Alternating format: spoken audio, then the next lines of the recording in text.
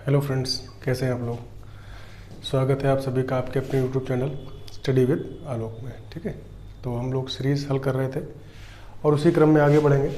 आज हमारे पास 5वीं टेस्ट सीरीज है। ठीक है,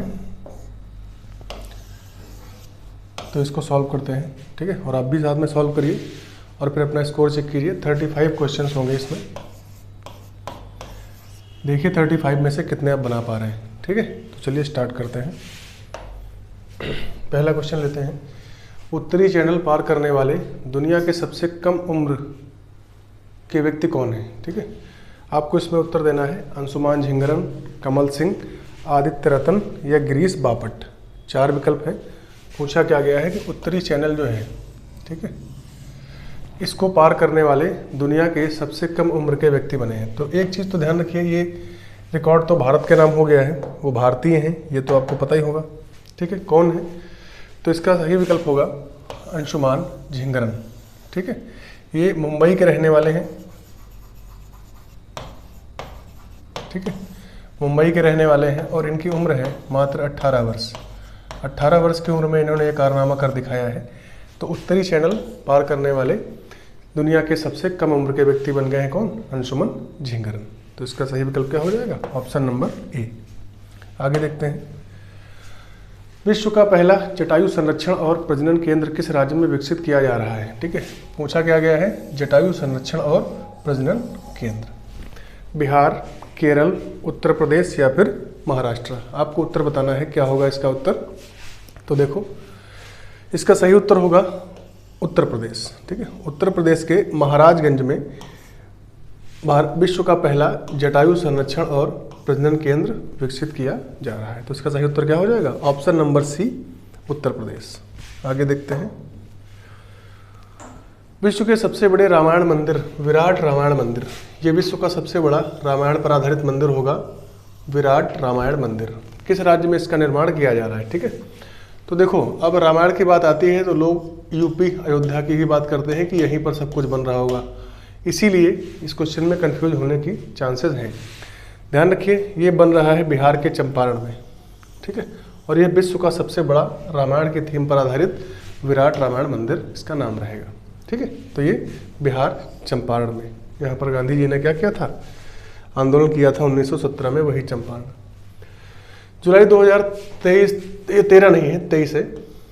जुलाई 2023 में जारी हेनले पासपोर्ट सूचकांक 2023 के अनुसार किस देश के पास विश्व का सबसे शक्तिशाली पासपोर्ट है। ठीक है, विश्व में सबसे शक्तिशाली पासपोर्ट तो अभी जापान की मोनोपोली चल रही थी। ठीक है, जापान को पछाड़ के सिंगापुर अब नंबर 1 बन गया है।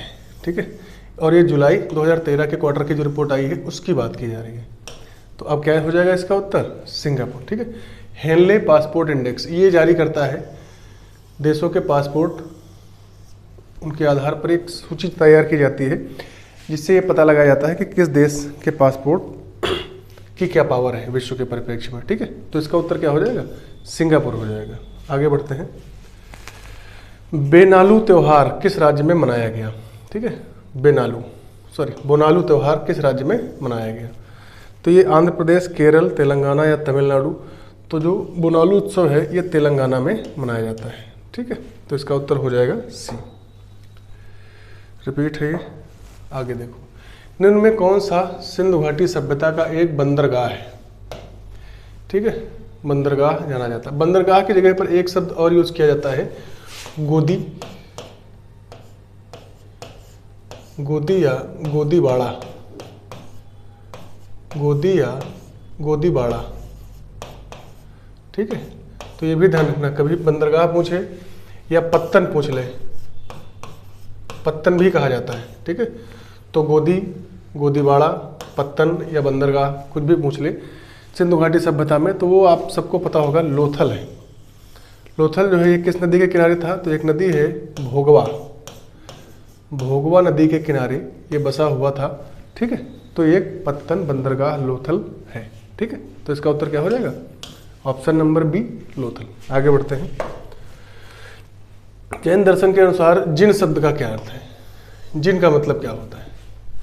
तो जिन देखो, जैन धर्म में जो श्रृंखला चली थी वो तीर्थंकरों की चली थी, तीर्थंकर। ठीक है। टोटल कितने तीर्थंकर हुए जैन धर्म में? 24।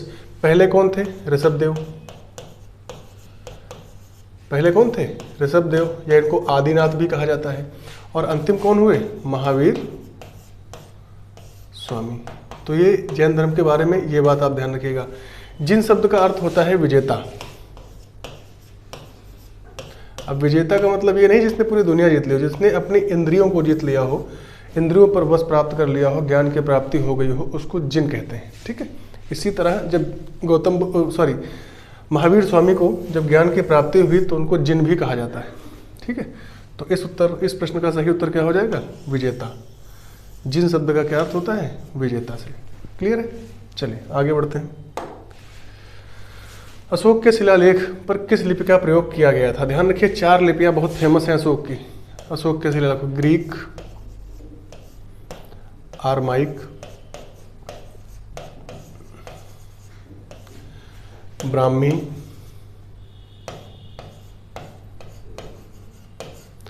और खरोष्टी। ठीक है। इन 4 लिपियों में अशोक के शिलालेख मिले हैं ज़्यादातर। ठीक है। ज़्यादातर तो जो है वो ब्राह्मी लिपि में है, लेकिन 2 अभिलेख ऐसे हैं जिनको याद रखिएगा, मनसेहरा और शाहबाजगढ़ी। मैं यहाँ पर लिख दे रहा हूँ मनसेहरा और शाहबाजगढ़ी। ये 2 अभिलेख जो है ये खरोष्टी लिपि में पाए गए हैं। ठीक है। तो देखो इसमें क्या है, संस्कृत नहीं होगी, गुरुमुखी, देवनागरी, ब्राह्मी, ये लिपि है। इसके अलावा ये टोटल लिपियां हैं जिन 4 लिपियों में अशोक के शिलालेख मिले हैं। ठीक है। सबसे पहले किसने पढ़ा था इनके शिलालेखों को? पता है नाम आपको? James Prinsep. ध्यान रखिएगा,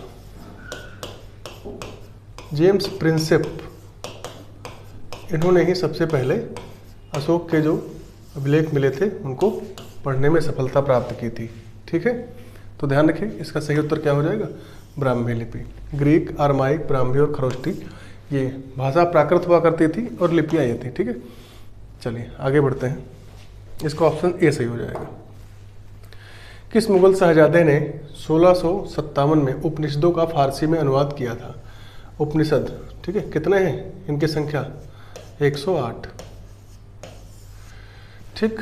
अब इसका फारसी अनुवाद किसने कराया था? तो दारा शिकोह। दारा शिकोह ने उपनिषदों का फारसी अनुवाद कराया था। किस नाम से कराया था ये भी पूछा जाता है। सिर अकबर, सिर ए अकबर। ठीक है। ये नाम ध्यान रखना, इस नाम से इसने उपनिषदों का फारसी भाषा में अनुवाद कराया था। क्लियर है। तो दारा शिकोह को सबसे ज्ञानी, सबसे पढ़ा लिखा मुगल बादशाह माना जाता है। हालांकि वो सम्मान इनको नहीं मिला जो मिलना चाहिए था, लेकिन जो उपनिषदों का अनुवाद कराने का श्रेय जाता है वो दारा शिकोह को जाता है। सिर अकबर के नाम से इन्होंने उनका अनुवाद कराया था फारसी भाषा में। भारत में पहली फ्रेंच फैक्ट्री कहाँ स्थापित की गई? आपके ऑप्शन है सूरत, पंडिचेरी, चंदन नगर और मसूलीपट्टनम। कहाँ पर स्थापित की गई? तो ध्यान रखिए जो फ्रेंच ईस्ट इंडिया कंपनी है इसकी स्थापना हुई थी 1664 में। जो लुई 14वां था उसके एक मंत्री थे कोलबर्ट। इन्हीं के प्रयासों से इसकी स्थापना हुई। 1668 में ये भारत आई और सूरत में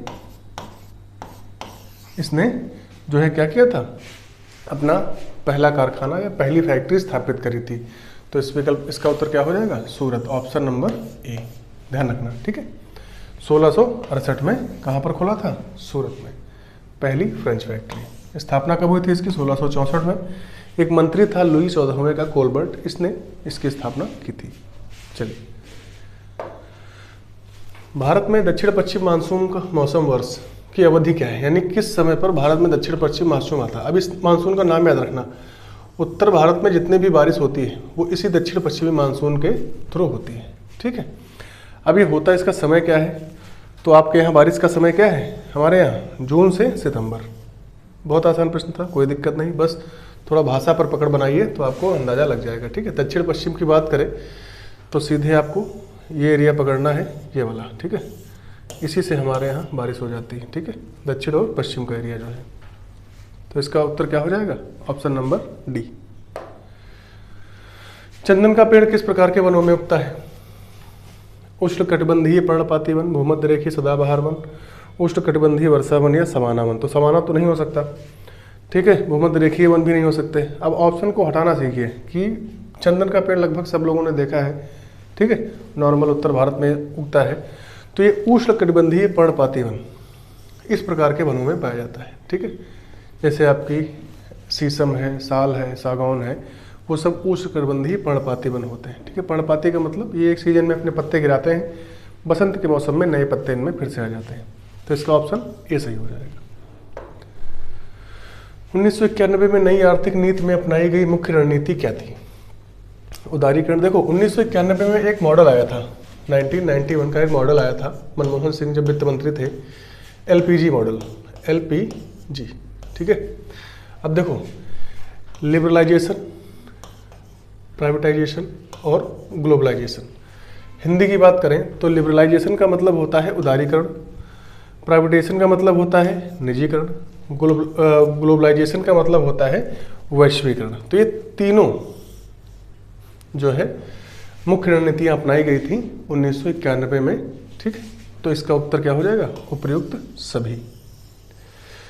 जो भारत सरकार थी उसने जो है प्राइवेट सेक्टर के लिए भी खोल दिए थे व्यापार करने के, जो सरकारी स्वामित्व वाली बहुत सी ऐसी कंपनियां थी जिनको प्राइवेट सेक्टर के लिए खोल दिया गया था। ठीक है, पूरी तरह से हमने क्या कर दिया था, इनको एलपीजी मॉडल में ढाल दिया था, यानी उदारीकरण, निजीकरण और वैश्वीकरण।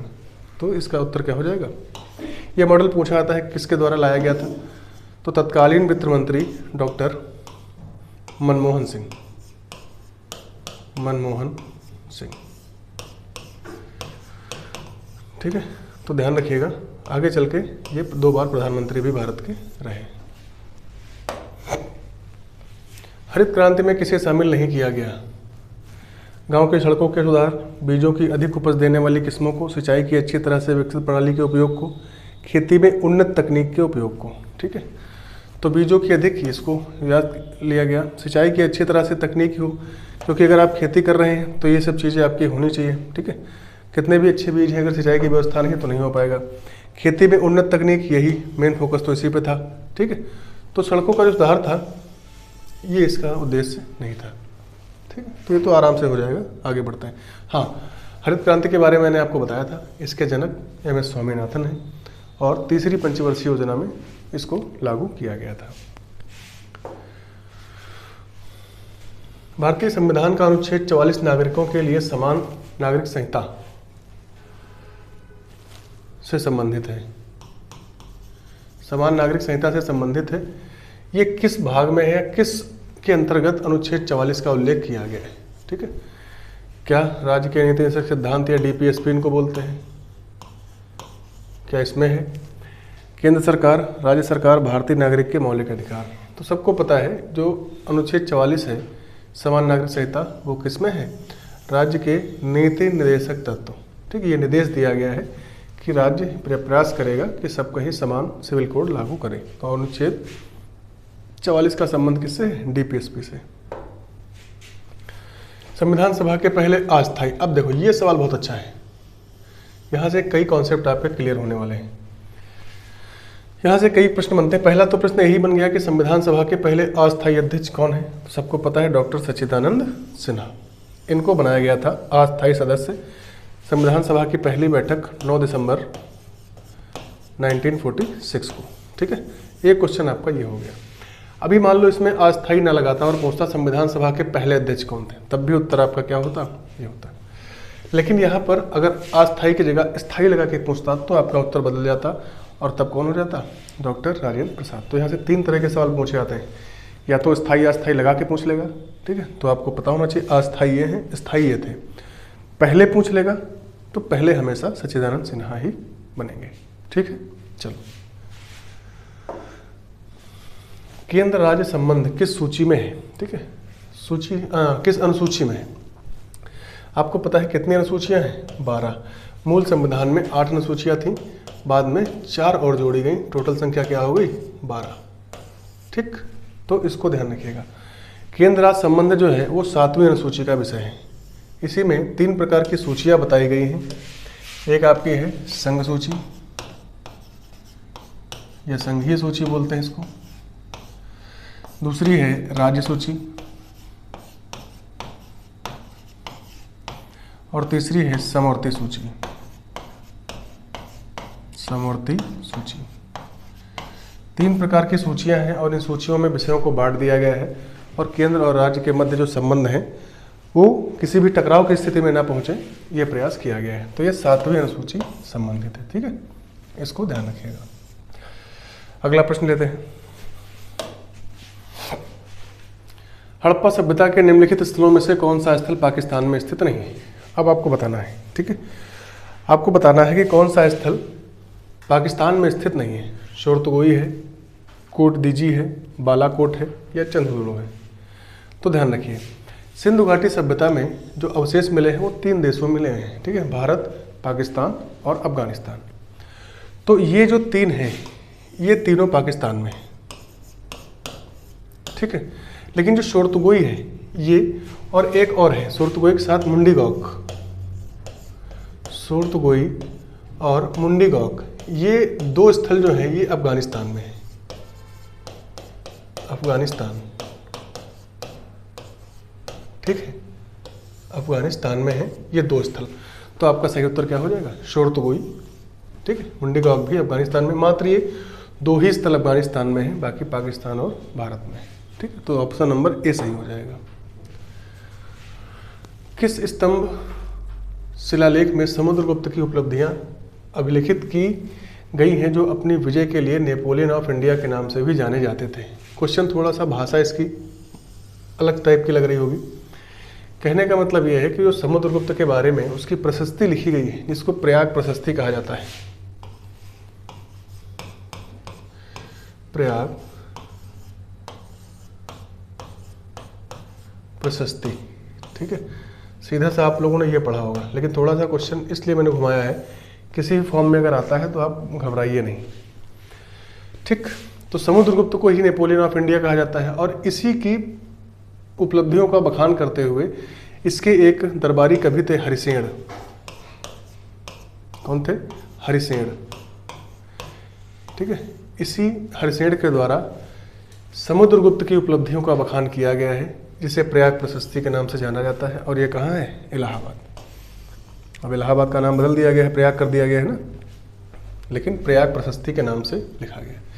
अब यहाँ पर नेपोलियन ऑफ इंडिया की बात आई है तो यहाँ से एक क्वेश्चन और बनता है कि किसे नेपोलियन कहा जाता है? भारत का नेपोलियन या नेपोलियन ऑफ इंडिया किसे कहा जाता है? तो क्वेश्चन में ही लिखा है कि किसको कहते हैं? समुद्रगुप्त को। अब एक प्रश्न ये आता है कि समुद्रगुप्त को भारत का नेपोलियन कहा किसने था? समुद्रगुप्त को नेपोलियन ऑफ इंडिया किसने कहा था? तो ये भी आप लोग नोट कर लीजिए, विंसेंट स्मिथ, ये नाम ध्यान रखिएगा। किसने कहा था? Vincent Smith. इसने समुद्रगुप्त को भारत का नेपोलियन कहा था। ठीक है, तो इसका उत्तर सही हो जाएगा डी। और कुछ क्वेश्चन जो मैंने आपको एडिशनल बताए ये भी आपको ध्यान रखना है, क्वेश्चन कहीं से भी आ सकता है। चलिए, भारत में इनमें से किस संस्था द्वारा 1 रुपए के करेंसी नोट और सिक्के निर्गत किए जाते हैं? ये कई तरह से क्वेश्चन पूछा जाता है। कभी कभी ऐसे पूछता है कि 1 रुपए के नोट पे किसके सिग्नेचर होते हैं।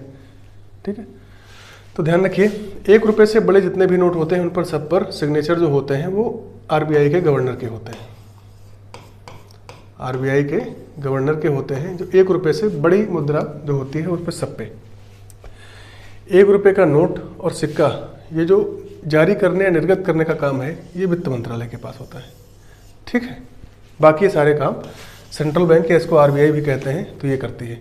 लेकिन इस प्रश्न का सही उत्तर क्या हो जाएगा? आपका वित्त मंत्रालय ठीक ये करता है। चलिए आगे बढ़ते हैं। नीति आयोग के प्रथम उपाध्यक्ष कौन थे? आपको पता है अध्यक्ष हमेशा प्रधानमंत्री ही बनेगा। नीति आयोग का जो भी प्रधानमंत्री होगा वो इसका पदेन अध्यक्ष होगा। पदेन का मतलब समझते हैं? वो प्रधानमंत्री जैसे बना अपने आप नीति आयोग का अध्यक्ष बन गया। तो उपाध्यक्ष बदलते रहते हैं। तो पहले जो उपाध्यक्ष बने थे वो थे अरविंद पनगड़िया। मैंने आपसे नीति आयोग का फुल फॉर्म पूछा था, ठीक है। तो national institute for transforming India, ये इसका फुल फॉर्म है। स्थापना 1 जनवरी 2015 को हुई थी योजना आयोग के स्थान पर, ठीक है। चलिए आगे बढ़ते हैं। एक तोप का गोला दागा गया है, इस गोले की गति उदाहरण है सरल रेखीय गति, अतिशयोक्तिपूर्ण गति या क्षैतिज गति, ठीक है। तो देखो ये सबको पता है, ये एक प्रक्षेप्य गति होती है। प्रक्षेप्य गति क्या होता है, जब आप किसी चीज़ को यहाँ से शॉर्ट करते हैं, जैसे प्रक्षेप किया तो वो इस तरह की गति पे जाता है और फिर यहाँ पे जाता है। तो ये जो कर्व बनता है, ठीक है, ये जैसे आप कोई बॉल फेंकें, गोला फेंकें, भाला फेंकें, तो वो सब इसी प्रक्षेप्य गति पर ही ट्रेवल करते हैं, ठीक है। तो ध्यान रखना, इसका उत्तर क्या हो जाएगा, प्रक्षेप्य गति। स्तनधारियों में सबसे छोटी अस्थि होती है सेप्टोमैक्सिलरी, डेंट्री, फीमर या स्टेपीज। सबको पता है, बहुत पुराना क्वेश्चन है। स्टेपीज, फीमर ये सबसे बड़ी या सबसे लंबी अस्थि होती है, ठीक है, और स्टेपीज सबसे छोटी कान में पाई जाती है। तो इसका सही उत्तर हो जाएगा ऑप्शन नंबर डी। हाँ, निम्न विटामिनों को उनके सही वैज्ञानिक नामों के साथ मिलान करना है। ऐसे क्वेश्चन यूपीएससी खूब पूछता है। विटामिन से एक क्वेश्चन वो पूछेगा ही पूछेगा, तो आपको मिलान करना है, ठीक है। तो देखो मिलान करने का तरीका एक और होता है, आपको ये नहीं कि एक तरफ से मिलाना है, आपको जो आता है पहले वो मिलाते जाइए, ठीक है। जैसे रेटिनॉल ये ए है, ठीक। कैल्सीफेरॉल ये कैल्शियम डी, मिला लो इससे, 2 मिल गए। अब आया एस्कॉर्बिक एसिड, तो खट्टे फलों में विटामिन सी हो गया। बचा क्या, टोकोफेरॉल, ये आपका विटामिन ई हो गया, मिल गया। अब मिलाओ A3, यानी ए का 3 कहाँ मिल रहा है, देखो इन दोनों में A3 मिल रहा है, तो आपका ये ऑप्शन तो खत्म। और हाँ, इन तीनों में A3 मिल रहा है। चलो अब देखो B का सेकंड किस में मिल रहा है, सेकंड B इसी में मिल रहा है, ठीक है।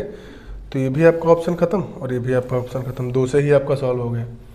C का 1 में जाएगा, 1C मिल रहा है, और D4, तो आपका ऑप्शन नंबर ए ही सही हो जाएगा। ऐसे ही इसको आप एलिमिनेट करके भी कर सकते हो ऑप्शंस की सहायता से, ठीक है। चलो आगे देखो। आजाद हिंद फौज का प्रधान कार्यालय कहाँ स्थित था।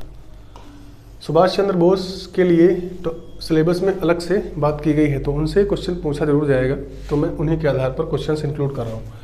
टोक्यो, दिल्ली, बर्लिन या फिर रंगून। देखिए इसकी स्थापना हुई थी सिंगापुर में, सबको पता है, ठीक है। लेकिन इसे हेड ऑफिस शिफ्ट कर दिया गया था सिंगापुर से रंगून।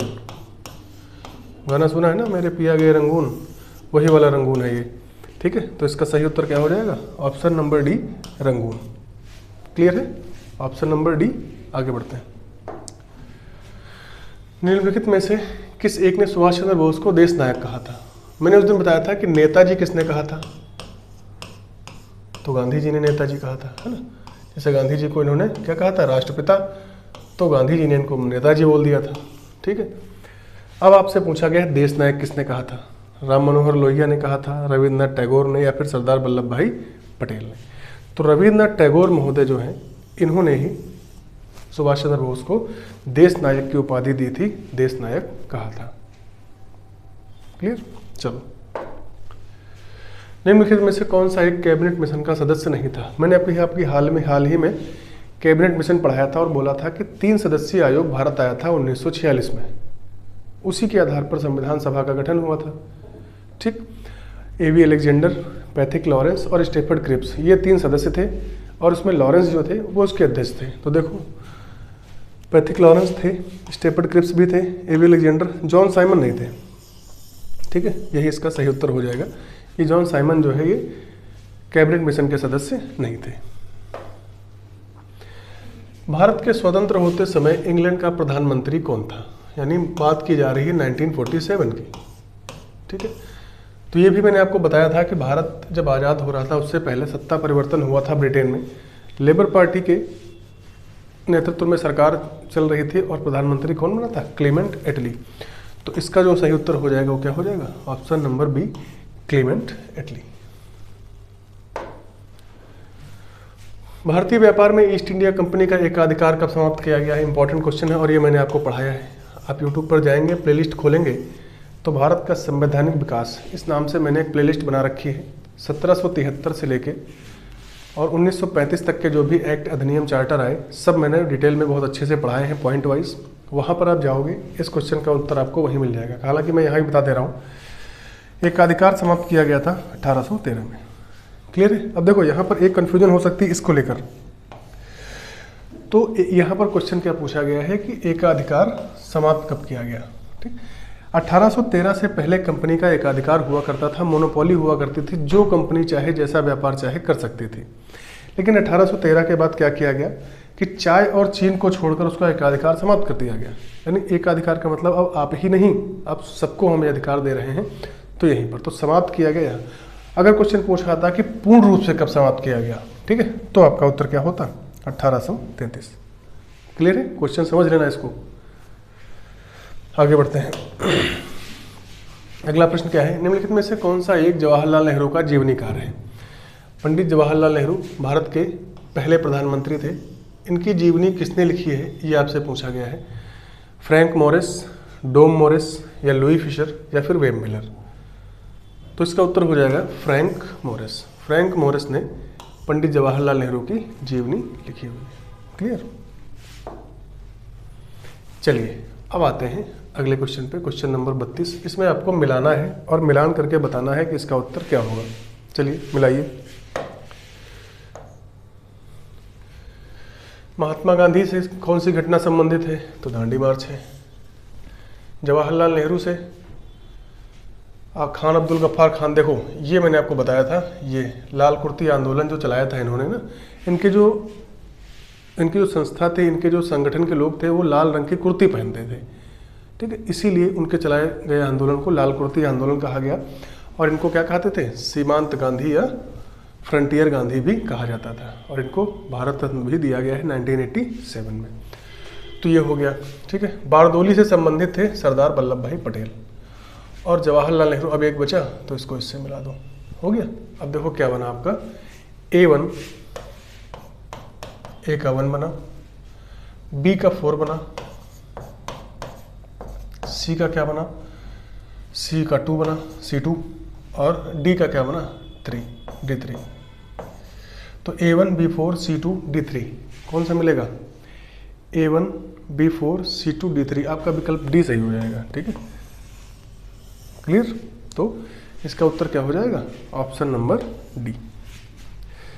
आगे बढ़ते हैं। अगला क्वेश्चन क्या है? फिर इनका सही क्रम मिलाना है। Regulating act. अब देखो इस ऐसे क्वेश्चंस भी आते हैं। अब इसमें आपको अगर ये नहीं पता है कि करना क्या है तो समझ लो कि कैसे किया जाएगा। आपको इनका घटनाक्रम एक क्रम से लगाना है। ठीक है, और क्रम वो घटता हुआ भी हो सकता है, बढ़ता हुआ, लेकिन वो आपको ऑप्शन से पकड़ना है कि घटते क्रम में हमको लगाना है या बढ़ते क्रम में। ठीक, तो देखो ऑप्शन नंबर ए दिया गया है और रेगुलेटिंग एक्ट जो आया था वो 1773 में आया था। कहने का मतलब ये है कि हमको इसको बढ़ते क्रम में ले जाना है कि पहले कौन हुआ, फिर उसके बाद, फिर उसके बाद, फिर उसके बाद। देखो अब आप बताओ कब क्या हुआ था। तो 1773 हो गया आपका पहला। सूरत की फूट कब हुई थी? 1907 में सूरत में कांग्रेस विभाजन हुआ था। बंगाल का विभाजन 1905 में हुआ था। ठीक है, मैं घटना लिख रहा हूँ, अभी आप बताओगे कि कैसे इसको करना है। मुस्लिम लीग 1906, ढाका सलीमुल्लाह खां के नेतृत्व में इसकी स्थापना हुई थी।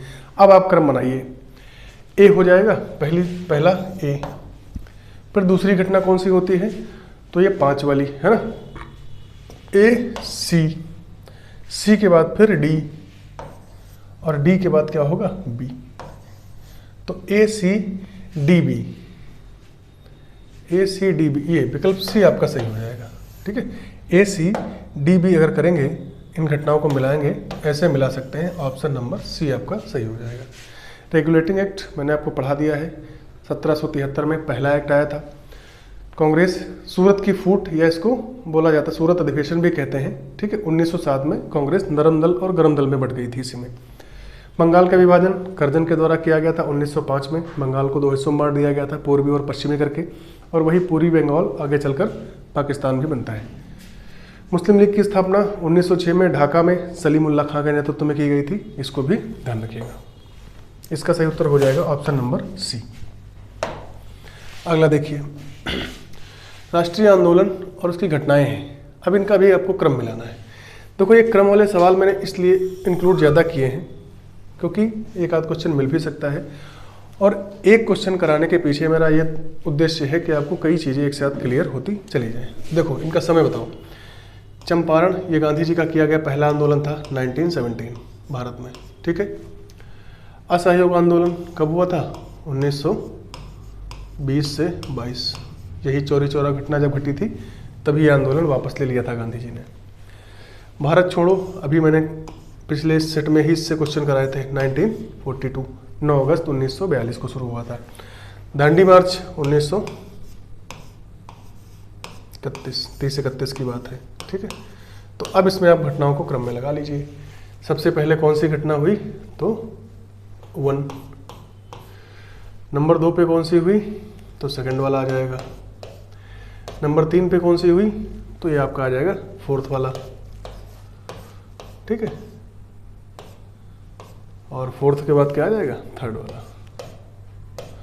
तो 1 2 4 3 1 2 4 3 पहला ही विकल्प आपका क्या है? सही है, ठीक है। तो इसका उत्तर क्या हो जाएगा? Option number 1 1 2 4 3। अगला है, झंडा गीत किसने लिखा? मोस्ट इंपॉर्टेंट क्वेश्चन, ठीक है। जैसे राष्ट्रगान है, राष्ट्रगीत है, राष्ट्रगान किसने लिखा? रविन्द्रनाथ टैगोर ने। राष्ट्रगीत किसने लिखा? बंकिम चंद्र चटर्जी ने। इसी तरह झंडा गीत भी पूछा जाता है कि झंडा ऊंचा रहे हमारा, विजयी विश्व तिरंगा प्यारा, किसने लिखा है? तो रविन्द्रनाथ टैगोर नहीं है, इन्होंने राष्ट्रगान लिखा है, ठीक है। बंकिम चंद्र चटर्जी, इन्होंने क्या लिखा है? राष्ट्रगीत वंदे मातरम।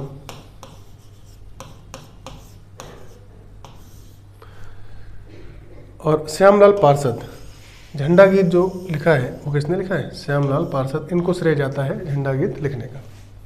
क्लियर हो गया? तो चाहे ये पूछा जाए, ये पूछा जाए, या ये यहाँ से पूछा जाए, तो आपको ध्यान रखना है। तो ये थे आज के 35 क्वेश्चंस। आप बताइए कि आपका स्कोर क्या बन रहा है। 35 क्वेश्चन में से कितने क्वेश्चन आप बना पा रहे हैं, ठीक है। और ऐसा कौन सा सेगमेंट है जहाँ पर आपको दिक्कत हो रही है। क्लियर? लास्ट क्लास में मैंने आपसे एक क्वेश्चन पूछा था कि ऐसा कौन सा राज्य है जहाँ पर 4 स्तरीय पंचायती राज व्यवस्था चलती है। तो ध्यान रखिए, जो आपका पश्चिम बंगाल है, पश्चिम बंगाल, यहाँ पर 4 स्तरीय पंचायती राज व्यवस्था लागू है। एकमात्र ऐसा राज्य है जहाँ पर 4 स्तर में पंचायती राज व्यवस्था चलती है। तो इसको आपको ध्यान रखना है। क्लियर है?